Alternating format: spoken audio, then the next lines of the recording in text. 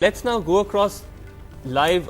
We are joined by senior BJP leader Ravi Shankar Prasad. Thanks very much indeed, sir, for joining us.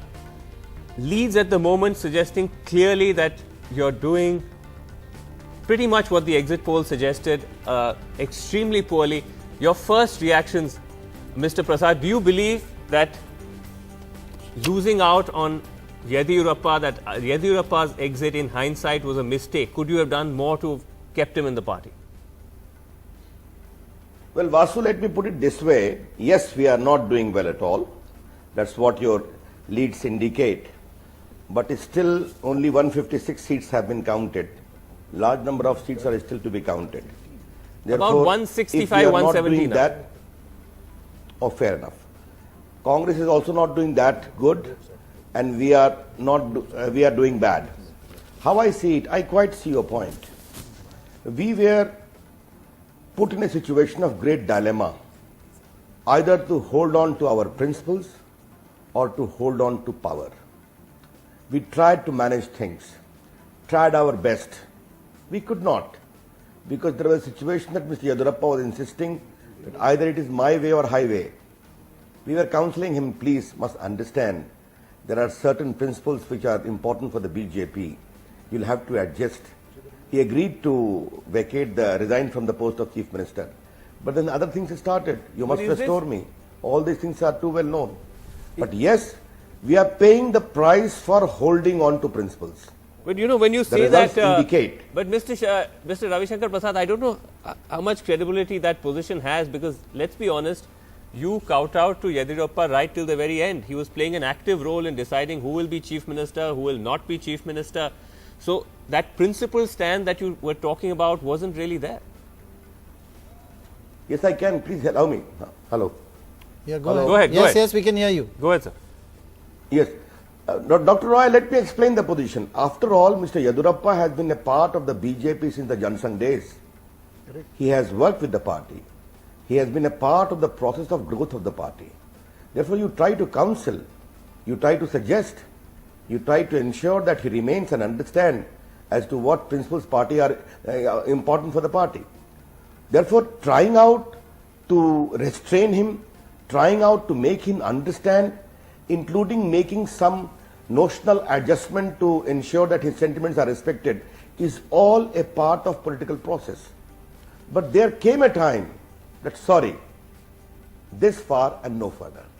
Right. And I regret to say that we are paying the price for that. Good luck, no problem. Okay. At times you have to take a position. Just paying the price, important point there. Looking ahead at the Lok Sabha elections in Karnataka, are you going to continue to pay the price and not have Mr. Yediyurappa back? Or will you have him back to avoid the split in your votes, and then you do badly in Karnataka Lok Sabha elections also? How much, how big a price are you willing to pay? Well, Dr. Rai, let me put it very frankly to you. As I see, this was a Karnataka-based election. National issues were there, but the local issues dominated. I am quite sure when the Lok Sabha elections will take place, either in 2013 end or 2014, or we don't know when, in view of the murky situation presently we are having in the country.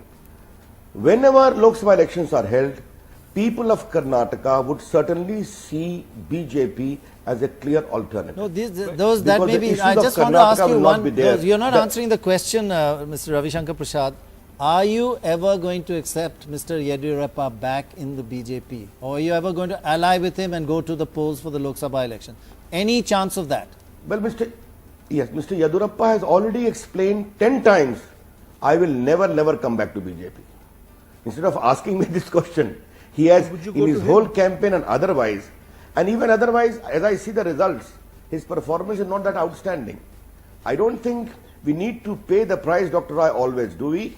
Well, after all, the people of Karnataka are wise enough to understand. Mr. Prasad, can I just ask you something which is more immediate? Because right now, if you just add BJP plus JDS plus KJP, you're about 85. Congress is only 73. Any possibility that if this gets projected onto the final results, that you will try and make a bid? A grand coalition. Well, Vasu, if I understand, this is a call which the Karnataka unit has to take, which the JDS unit has to take, the JDS has to take, Mr. Kumaraswamy has to take, Mr. Devegowda has to take. No, Then but you're not the ruling it out. situation- You're not ruling out the possibility please. that even with, even though given the fact that you've lost clearly the political mandate to govern, that you will consider, you will still keep your options coalition. open about forming a coalition? No, please listen to me. At least allow me to complete my sentence on a very sensitive question you have asked. Speaking for myself, I am not in favor of it. I am very clear about it. If the people of Karnataka have voted as they have voted, let's try our luck. I am sure we will reclaim Karnataka, surely, substantively in the Lok Sabha election. Therefore, if you ask my personal view, because the party has to take a formal call, and I think these views will be echoed by many others, we should respect this mandate, sit in the opposition, see the collapse of governance of Congress-led coalition or Congress government, as is the case everywhere, and surely the people will come to us. That's how I see it. You know, the general feeling is, if you look at the history of elections, once a government comes into power in a state, within 1 year, if there's a Lok Sabha election, that government does very well in the Lok Sabha elections.